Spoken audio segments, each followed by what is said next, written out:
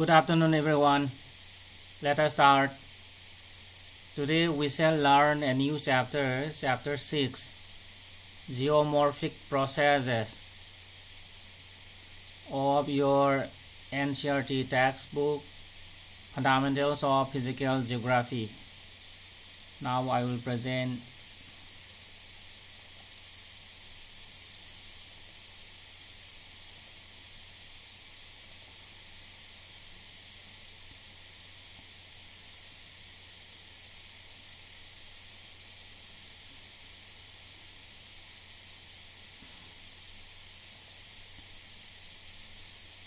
Chapter 6, Geomorphic Processes.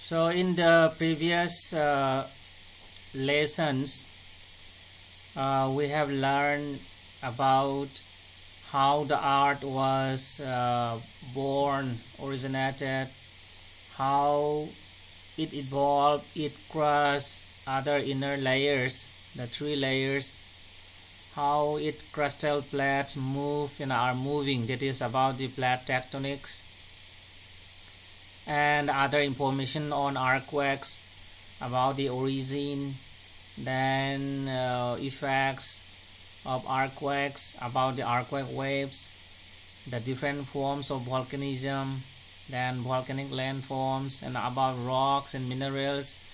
Okay, so we have learned all about this, and now it's time to know in detail about the surface of the earth on which we live. So let us ask this question to ourselves: why is the surface of the earth uneven?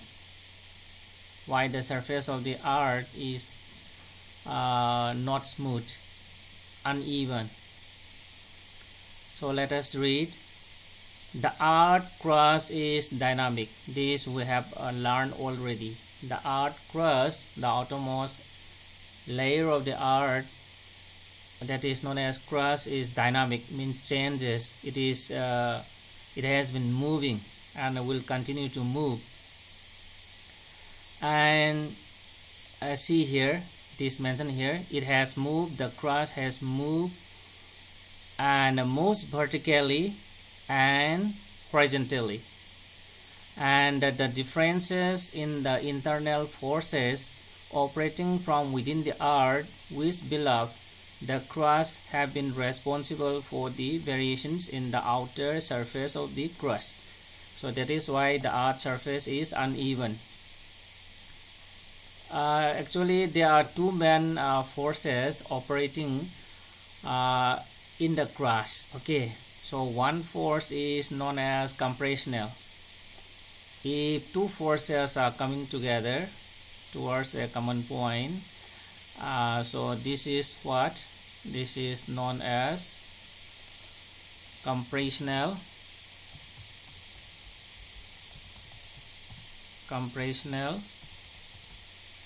force. And because of this force, okay, here there may be folding process. So mountain ranges may be formed because of these compressional forces. When two forces are coming together from opposite directions, there may be formation of mountains. And another force is also there, that is the two forces moving away from a particular point, and this is known as tensional force.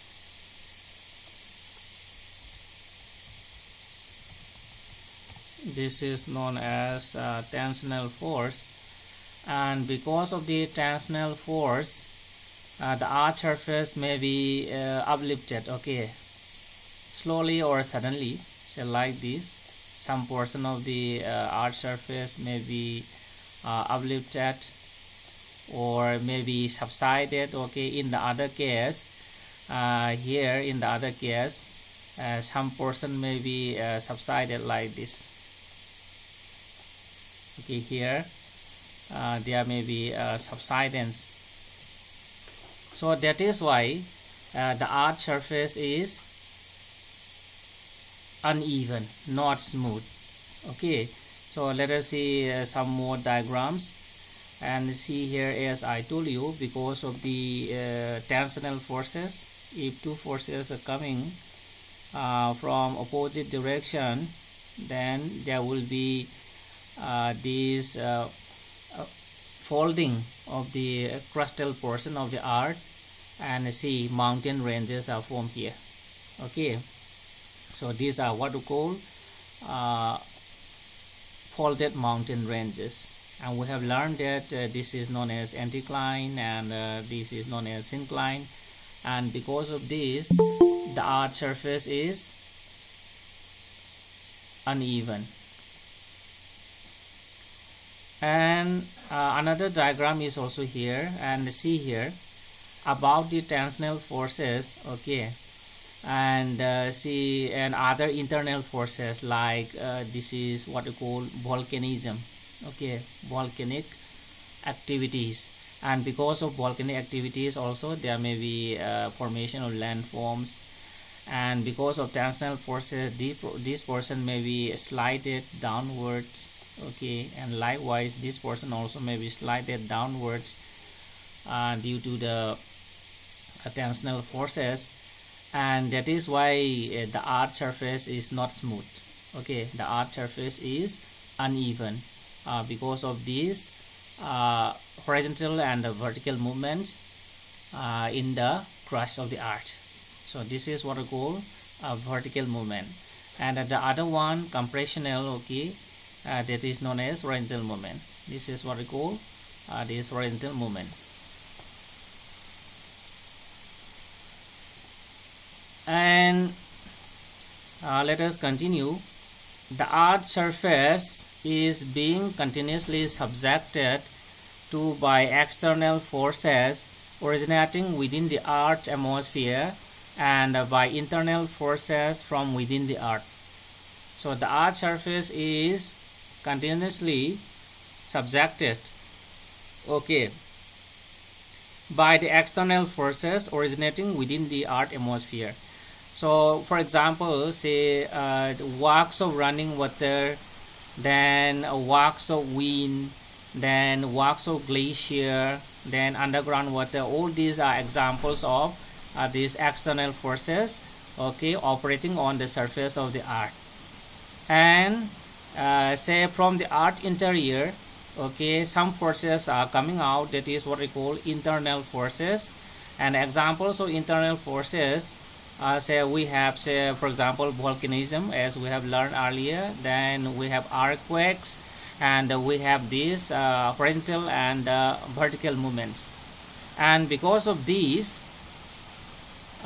interaction, okay, because of the interaction of these two forces, that is external force and the internal force, the earth surface is uneven. Okay, this is another explanation. And see here, external internal forces, again it is defined here. The external forces are known as exogenic forces. That means the forces acting on the earth surface is known as exogenic, okay, forces.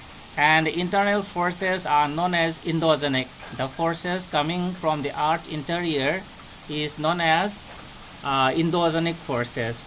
And because of this interaction between the endogenic forces and exogenic forces, the earth surface is uneven. So here we have one more diagram. Okay, here. See here, because of the endogenic, this is one example, okay. This is one example of these endogenic forces. Because of the endogenic forces, we have vertical movement. This section has been uplifted. Okay, this section of the earth crust has been uplifted because of the endogenic forces. And as soon as this portion is uplifted, we have got the slope. And that is why, because of the external forces like running water, then rainfall, then glacier, this section, okay, this elevated portion is eroded by the external forces, by glacier, by running water, then by the other this wind, for example, okay. And because of all these external forces, this section of the earth crust is eroded, and different types of these landforms are originated on the surface.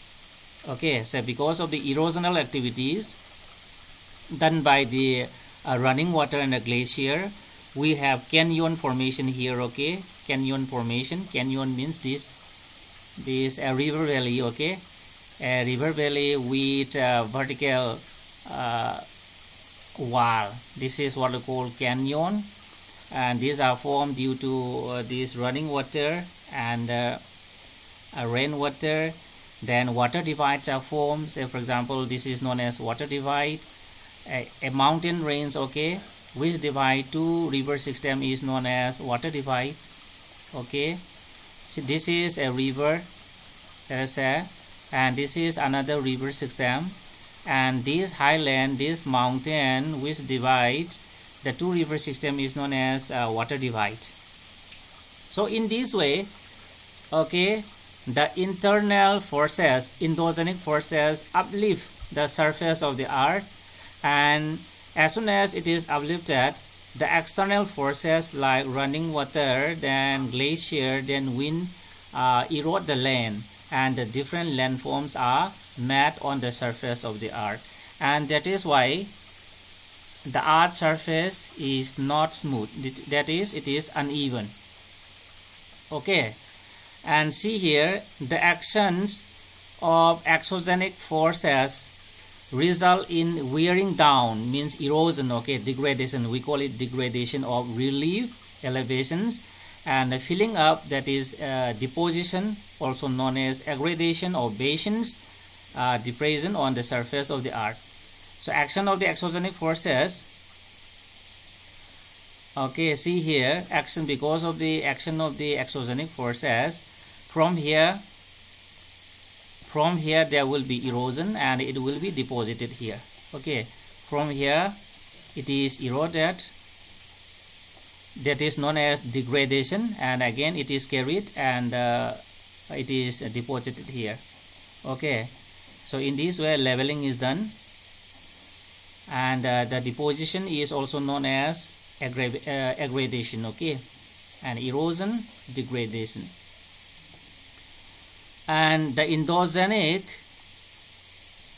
forces continuously elevate or build up the part of the earth surface, and hence the exogenic processes fail to even out the variations of the surface of the earth.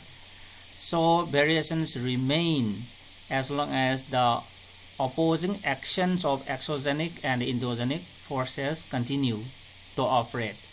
That is why the surface of the earth is uneven. Okay.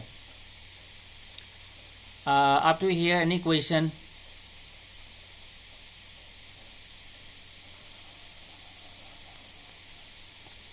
Boys and girls, any question?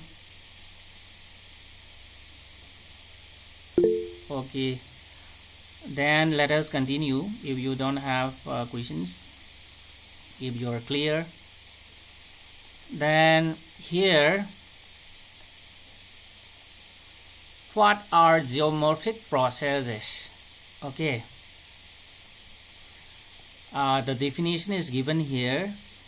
The endogenic and the exogenic forces causing physical stresses and chemical actions on the materials, bringing about changes in the configuration of the surface of the earth, are known as geomorphic processes. Okay, any forces may be endogenic force or exogenic forces causing physical stresses on the rock, maybe tensional or compressional, or chemical actions, okay, on the earth material, chemical actions on the rocks, and which bring about changes in the landform, okay, in the configuration of the surface of the earth, are known as geomorphic processes. So any forces which make changes on the surface of the earth is known as geomorphic processes. And we have diastrophism and volcanism.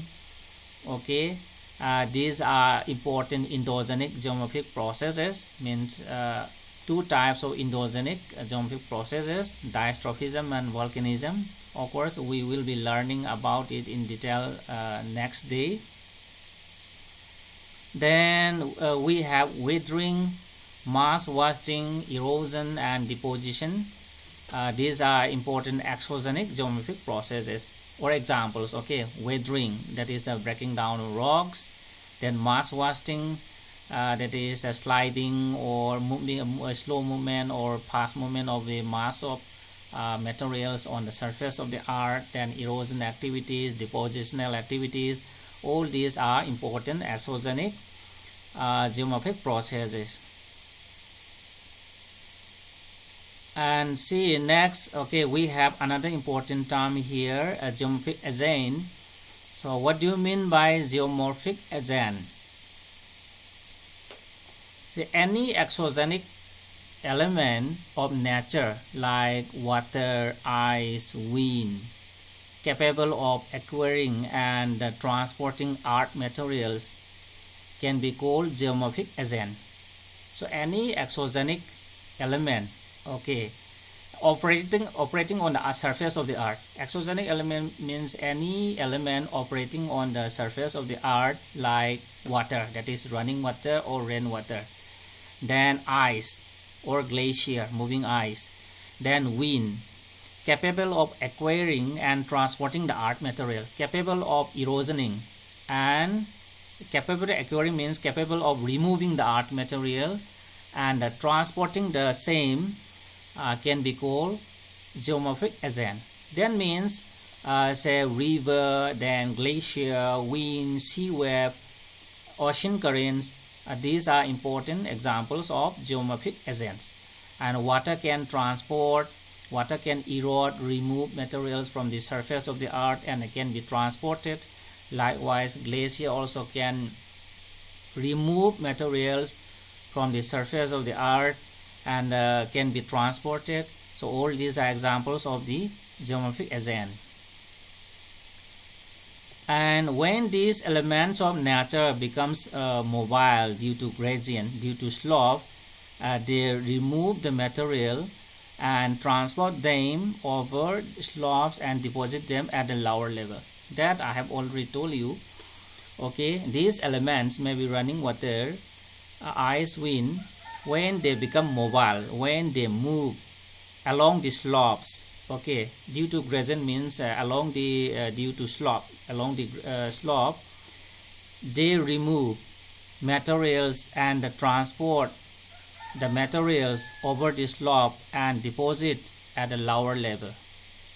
Okay, that you have to remember that diagram, this one. So we have got the slope here. Okay, we have got the slope here, and these elements of nature remove the material from here and it is deposited in the low-lying area. And you must note that geomorphic processes and geomorphic agents, okay, especially exogenic unless stated separately, are one and the same. Geomorphic process or geomorphic agents, okay, sometimes we may use it differently, but it is the same. So agent means the element, okay, geomorphic agent means the element of nature, and when these elements of nature works, that is called geomorphic process. So we may use the geomorphic process and geomorphic agent as a one. Okay, that means these are the same thing.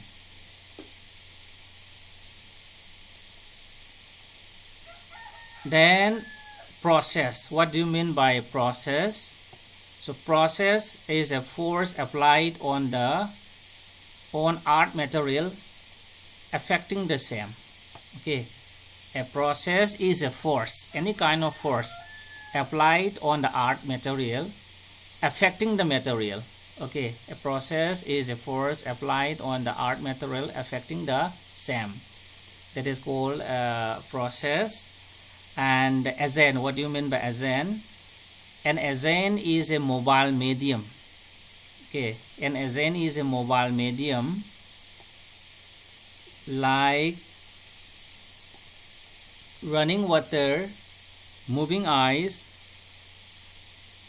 then wind, waves, and current, etc., which remove, transport, and deposit earth material.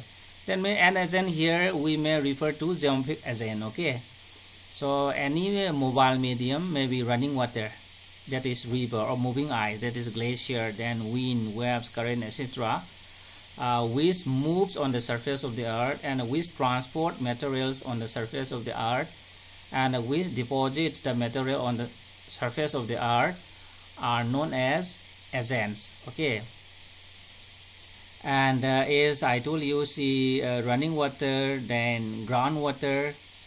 Okay, groundwater means subterranean river, the water which is flowing in the earth interior. Glaciers, then wind, waves, current, etc., can be called as geomorphic ASEAN. Okay, so I think all of this you are very much familiar with all of this.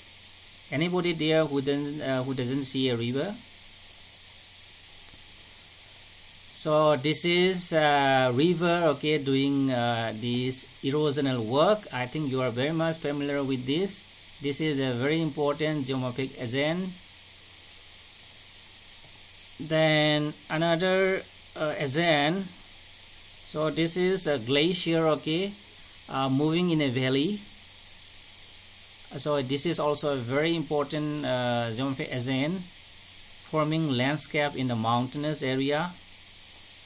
And here, so this is what? This is ocean currents. Ocean current, you know, very slow but continuous, and it also affects the land. Okay, it also erodes land. And what is this? These are sea waves.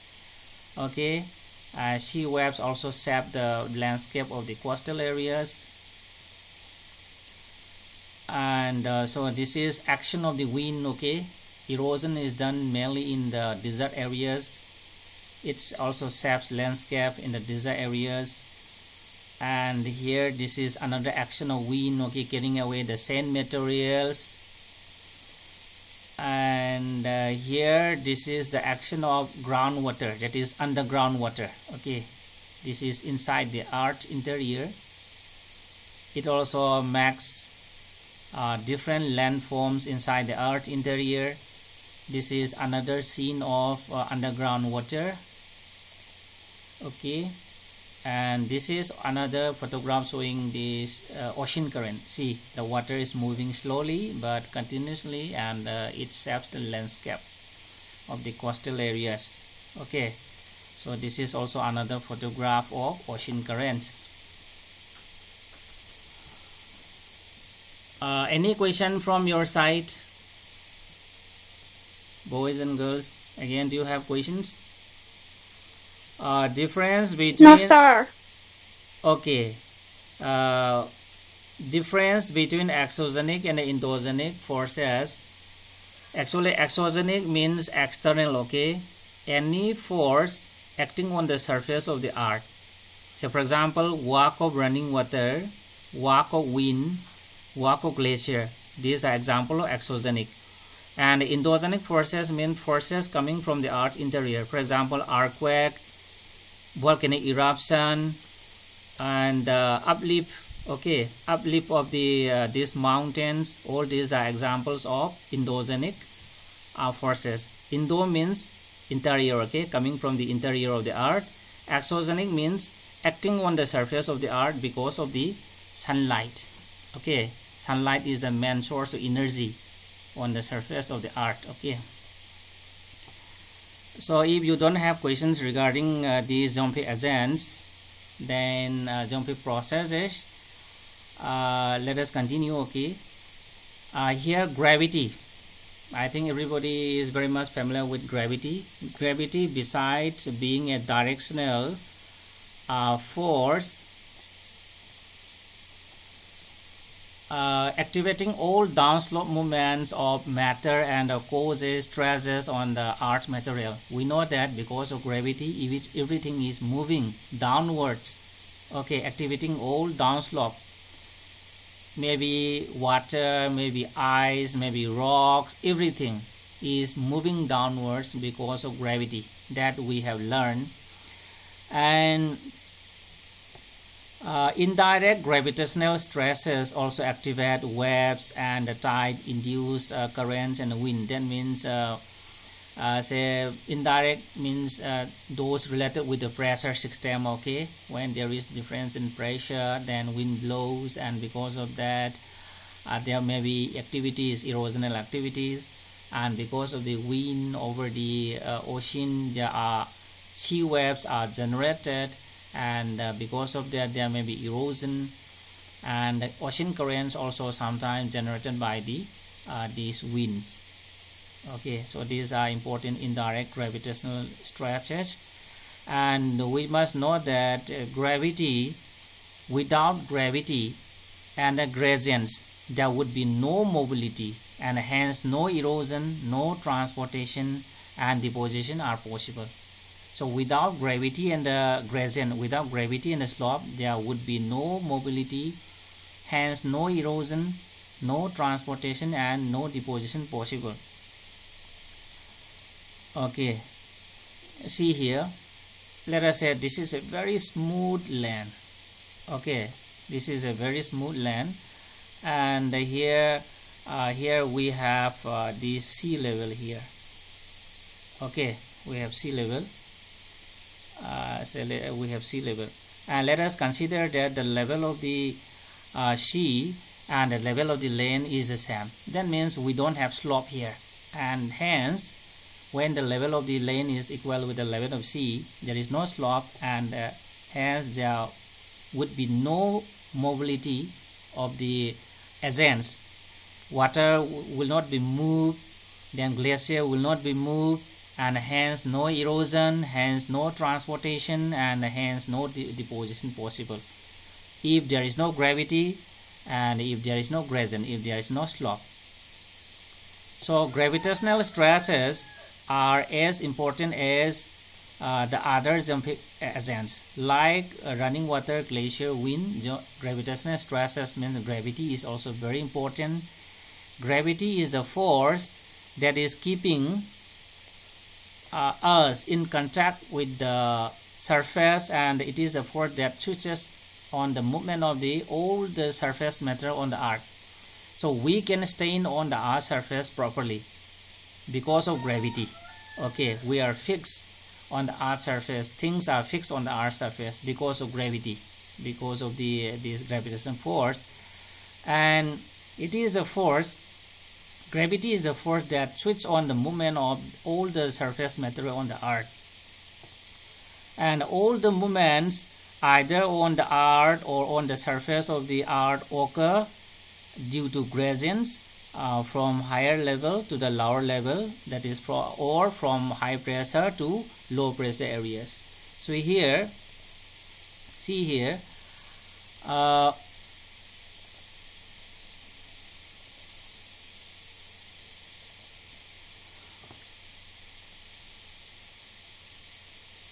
okay, see, gravity always tends to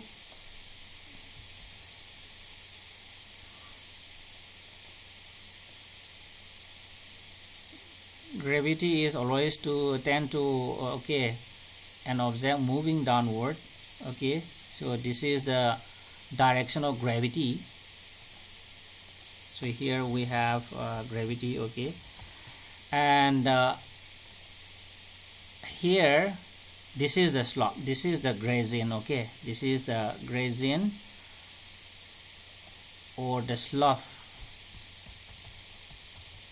gradient. And because of combination, okay, because of combination of this gravity that is pulling downward, and because of the slope, materials on the earth surface are moving downwards, and that is why we have erosional activities, we have depositional activities, okay, as well as transportational activities. So that is the point mentioned here.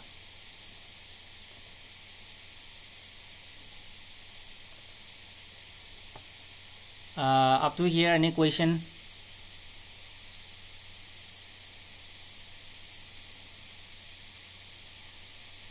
Boys and girls, are you connected? No, sir.